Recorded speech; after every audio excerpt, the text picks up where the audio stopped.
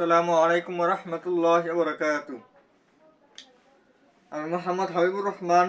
ইন্টিগ্রেশনের আজকে 7 নম্বর ক্লাস নিয়ে আসলাম। দেখি সলভ করাই। ক্লাসটি নেই, আর আজকের ক্লাসটি আর আগামী ক্লাস একটা নিলেই আশা করি শেষ হয়ে যাবে। কারণ আজকে 10.6 আমি শেষ করে দিব। 10.7 যে ক্ষেত্রফল সংক্রান্ত ওই বিষয়গুলো শুধু একদিন দেখে আনলে আপনারা পারবেন। আর 10.6 তো আমাদের নতুন কোনো কিছু না। 10.1 থেকে 10.5 পর্যন্ত যেগুলো পড়ছি ওইগুলাই। তো 10.5 আমাদের যে বিষয়গুলো ছিল যে আমাদের ইন্টিগ্রেশন করতে হবে, যেমন ln x এটার ইন্টিগ্রেশন করলে আমাদের রেজাল্ট কি আসবে। তাহলে এটা আমরা কিভাবে করব? এটাকে 1 * ln x দিলাম, ওটা ফাংশনের গুণনাকার হয়ে গেল আমাদের। তো এখন আমাদের কোনটাকে ইউ ধরবো আর কোনটাকে ভি ধরবো এটা নির্ণয় করার জন্য আমাদের লিয়াট অ্যাপ্লাই করতে হবে। LIATE আগেকার আছে আমার লিয়াট মানে লগারিদমিক ফাংশন। লগারিদমিক ফাংশনকে আমার ইউ ধরতে হবে, আর এরপর হচ্ছে আমার অ্যালজেব্রিক ফাংশন, এটাকে আমার ভি ধরতে হবে। তাহলে এটা হচ্ছে আমাদের ইউ।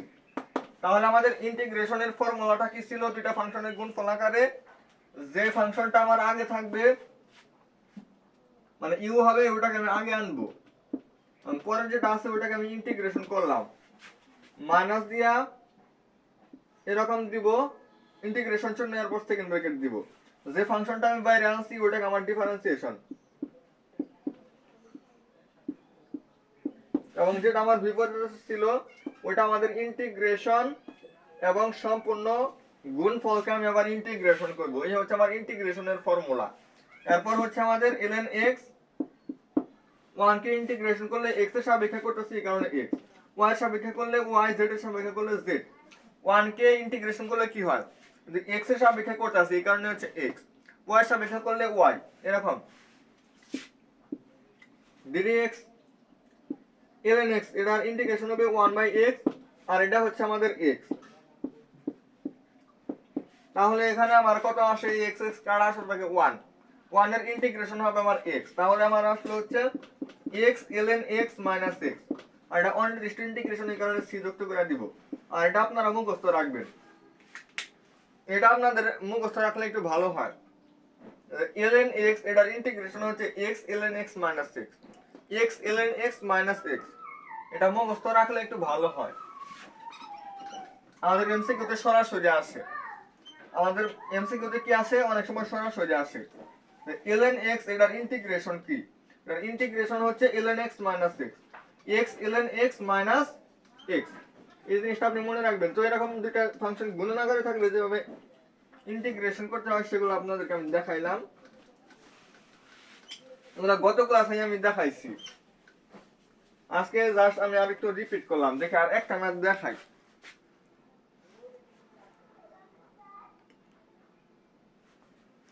যেগুলো বারবার পরীক্ষায় আসছে এরকম ম্যাথ তো দেখানো লাগবে। তো ln x আমাদের অনেকবার আসছে, যেখানে আছে এটা আপনাদেরকে যেটা দেখাইলাম। এরপর হচ্ছে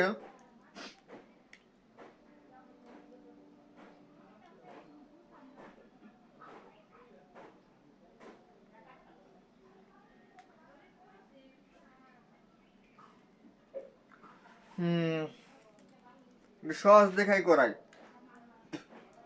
এগুলা সবই যে আমাদের সৃজনশীল আছে এরকম না, আমাদের এমসিকিউতে আসে এগুলা। দুটি ফাংশনের গুণফলের যে ইন্টিগ্রেশনটা সেগুলো আমাদের অনির্দিষ্ট যদি হয়, অনির্দিষ্ট যদি হয় আমাদের সেগুলো একটু সহজ হয় আমাদের। যেমন e to the power x sin x plus cos x, এটা একটা জিনিস খেয়াল করেন, এই টেকনিকটা আপনাদেরকে আমি দিছিলাম। এখানে যে ফাংশনটা আছে এটাকে অন্তরীকরণ করলে, যেমন এখানে আছে sin x, এটাকে অন্তরীকরণ করলে হবে cos x। এই দুটো আমার পরস্পর যোগ আকারে আছে, এবং এইটার সাথে আমার ex গুণনাকার আছে। তো এটা হবে আমার e to the power x sin x plus c, এটা হচ্ছে আমার ফর্মুলা। এটা আমি এমসিকিউ এর জন্য এইভাবে রাখতে পারি।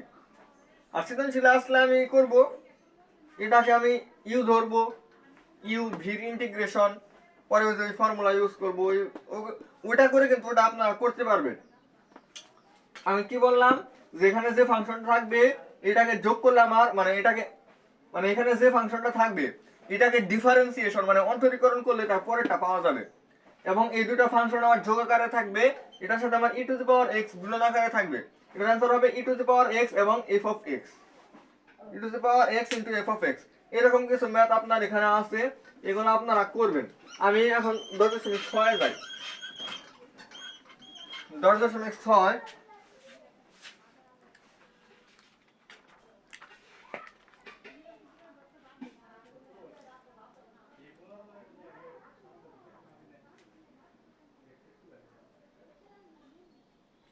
যেমন এটা 3 - 2x + x স্কয়ার dx। এইবার হচ্ছে আমাদের এই যে লোয়ার লিমিট আপার লিমিট, এটা হচ্ছে লোয়ার লিমিট 0, আপার লিমিট হচ্ছে 1/3। এইবার করো দেখি 10.6 আইসে আমরা কি পাইলাম, লোয়ার লিমিট এবং আপার লিমিট থাকবে। আর লোয়ার নিচেটাকে বলা হয় লোয়ার লিমিট, উপরটাকে বলা হয় আপার লিমিট।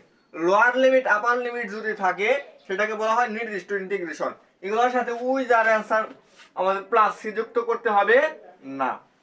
নির্দিষ্ট ইন্টিগ্রেশনের ক্ষেত্রে আমার লাস্টে এসে কি করা লাগবে না, প্লাস সি যুক্ত করা লাগবে না। আর যদি আমার অনির্দিষ্ট থাকতো তাহলে আমি ইন্টিগ্রেশন মানে করতাম, করার পর সি যুক্ত করতাম। তাহলে সিম্পলি আমরা এটাকে যেভাবে ইন্টিগ্রেশন করতাম, এটা হচ্ছে 3x - 2 into x square by 2 plus x cube divided by 3, এটা আমাদের হইতো। মানে এটা কাটলে 3x - x square plus 1/3 x cube, এরকমই কিন্তু আসে আমাদের ইন্টিগ্রেশন রেজাল্টটা। পরে আমি শুধু প্লাস সি যুক্ত করতাম। আমার নির্দিষ্ট ইন্টিগ্রেশনের ক্ষেত্রে কি আসলো, আমার যে জিনিসটা আসছে এটাকে আমি দুই পাশে সেকেন্ড ব্র্যাকেট দিব। সেকেন্ড ব্র্যাকেট দিয়ে এই যেটা আপার লিমিট এটা আমি উপরে দিব, আর যেটা লোয়ার লিমিট ওটা আমি নিচে দিব। এটা হচ্ছে আমাদের নির্দিষ্ট ইন্টিগ্রেশনের ফর্মুলা, এইভাবে আমার নিতে হবে।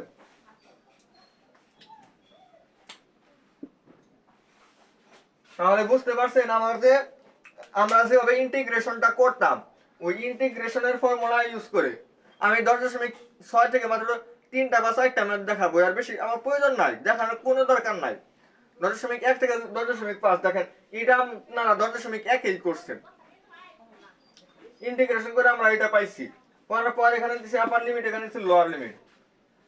এখন এই যে আপার লিমিট আছে না, এই আপার লিমিট আমি প্রত্যেকটা x এর জায়গায় বসাবো। 3 into 1/3 minus 1/3 তার স্কয়ার প্লাস 1/3 into, দেখা যাইতেছে এত নিচে তো একটু দেখতে মনে হয় অসুবিধা, আর উপরে আর একটু আরেক লাইন উপরে লেখা যাবে, তাহলে আমি উপরেই যাই। যদি উপরে লিখলে একটু সুবিধা হয় আমি উপরেই যাই। তাহলে আমি এই এক্স এর এই মানগুলা এটাও আমি পুষা দেই, আসলে খুব বেশি জায়গা জুড়ে একটু দেখা গেলে একটু সুবিধা হয়, যেহেতু দেখাই যায় না তাহলে এত নিচে লিখবো কেন। তাহলে এখানে যে আমার 3x - x square plus 1/3 x cube, এখানে প্রথমে আপার লিমিট 1/3 মানে x এর মান, এটাও একটা x এর মান, এটাও আমার একটা x এর মান। তাহলে আমি x এর মান আগে বসাবো, প্রথমে বসাবো 1/3, 3 into 1/3 minus 1/3 তার স্কয়ার প্লাস 1/3 into 1/3 তার কিউব, এরকম। আর এরপরে আমি মাইনাস দিব, মাইনাস দিয়ে লোয়ার লিমিট যে আছে x এর মান প্রত্যেকটার মধ্যে বসাবো। এখন একটা জিনিস হিসাব করেন, x এর জায়গায় এখানে শূন্য বসাইলে এটুকু শূন্য হয়, এখানে শূন্য হয়, এটা সম্পূর্ণ শূন্য হয়, মানে সম্পূর্ণ শূন্য আমার বাদ দিতে হবে। তাহলে এটা আমার হয় 1 - 1/9 প্লাস 1/81 হয়। এটা ক্যালকুলেশন করেন, 81 লসাগু নিলে 81 - 9 + 1, তাহলে হয় মাইনাসের 8। আচ্ছা 81 থেকে 9 বাদ দিলে হয় 72 আগে 73, 73/81, এটাই आंसर। 73/81।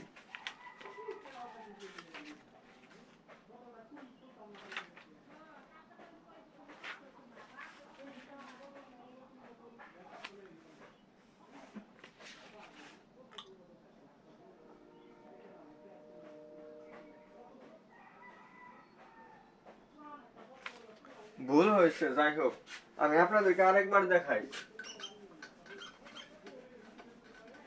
এখানে কি আসলে 1/3 না 3 দিয়া মনে হয় হিসাব, এখানে কাছাকাছি হিসাব করছে তো এই কারণে সমস্যা হয়েছে। আসলে 1/3 না, এটা শুধু হবে 3।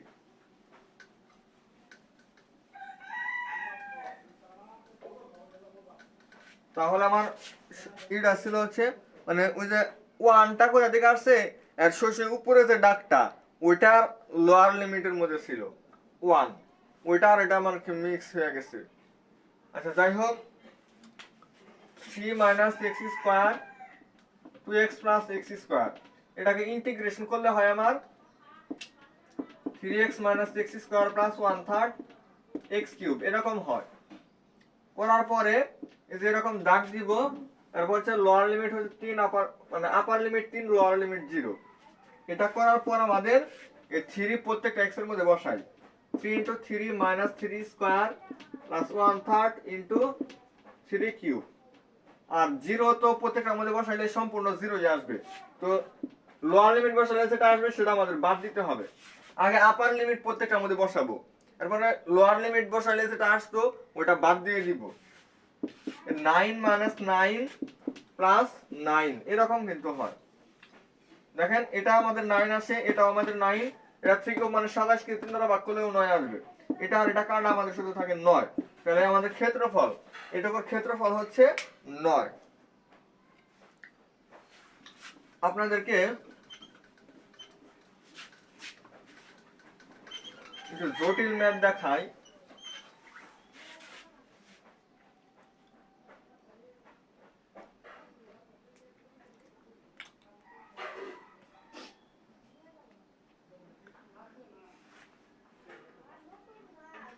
আপনি যে ম্যাথই খেয়াল করেন আমার আসলে করানোর কোনো মোট নাই আজকে, কারণ আমি খুব সুন্দর করেই 10.1 থেকে 10.5 পর্যন্ত আমি ম্যাথ করাইছি। আপনারা 10.6 এর যে ম্যাথগুলো আছে প্রত্যেকটা ম্যাথ আপনারা আগে অনির্দিষ্ট ইন্টিগ্রেশন করবেন। অনির্দিষ্ট ইন্টিগ্রেশন করলে যে রেজাল্টটা আসলো সেটাকে আপনি একবার আপার লিমিট বসাবেন, মাইনাস দিয়ে আপনি লোয়ার লিমিট বসাবেন, তাহলেই অ্যান্সার হবে। এখন এটাকে আর করে দেওয়ার দরকার আছে π/6 0, এরপর হচ্ছে sin 3x cos 3x, sin 3x cos 3x dx।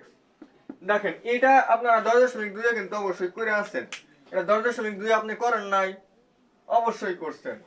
প্রথমে হাফ এবং 2, তাহলে হয় হাফ, এটা কি ছিল 2 sin a cos b, এটা হচ্ছে sin a + b, 3x R 3x R 6x, তারপর হচ্ছে plus cos a minus sin a + b plus sin a minus b, 3x থেকে 3x বাদ দিলে 0, sin 0 ডিগ্রি মান হচ্ছে 0। তাহলে এটা হয় আমার হাফ sin 6x, এটা হয় আমার ইন্টিগ্রেশন রেজাল্ট। এবার π/6 এবং 0, উপরের দিকে হচ্ছে π/6 আর নিচের দিকে হচ্ছে 0। তাহলে π/6 মানে কত, 30 ডিগ্রি। 30 ডিগ্রিকে 6 দ্বারা গুণ করা হয় 180 ডিগ্রি, sin 180 ডিগ্রি মান 0, তাহলে half into 0 minus half into 0, তাহলে এটার অ্যান্সার আসে আমার 0। এটা কোনো ক্ষেত্রফল নাই।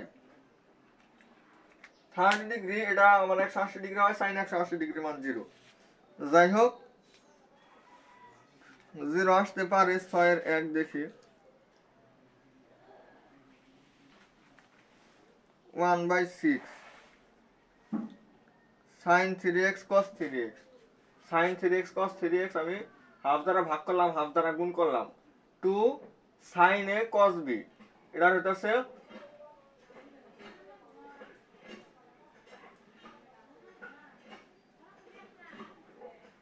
আচ্ছা 2 sin থিটা cos থিটা নাকি sin 2 থিটা sin 6x লেখা যায় না এটা?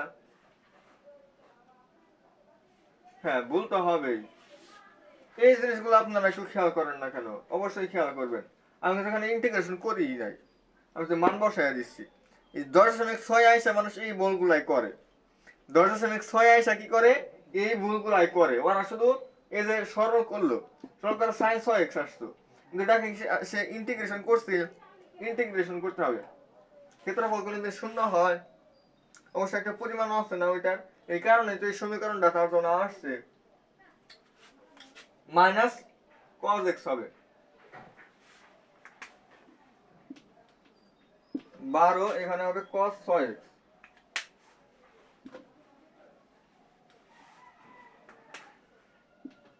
এরকম আসছে দেখেন। এখন হবে cos এখানে 180 ডিগ্রি, cos 180 ডিগ্রি মান মাইনাসের 1, তাহলে হয় 1/12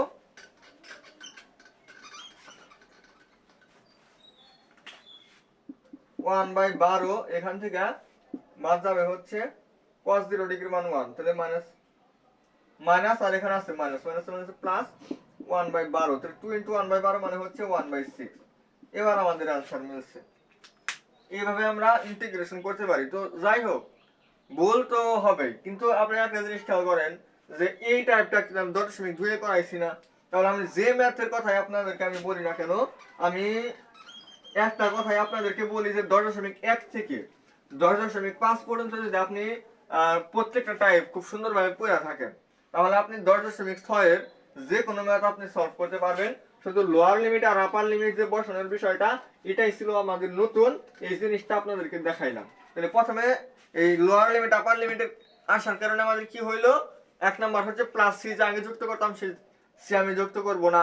এরপর হচ্ছে অনির্দিষ্ট যোগজ যে আমরা করতাম, ওই অনির্দিষ্ট যোগজ আমরা আগে করব।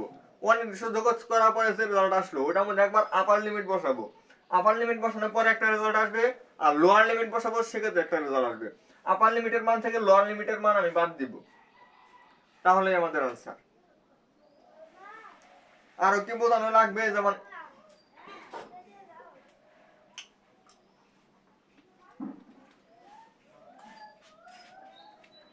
এখন এই বিষয়গুলো আসলে অনেক ম্যাথই এরকম আছে আপনার এই নির্দিষ্ট ইন্টিগ্রেশনের ক্ষেত্রে।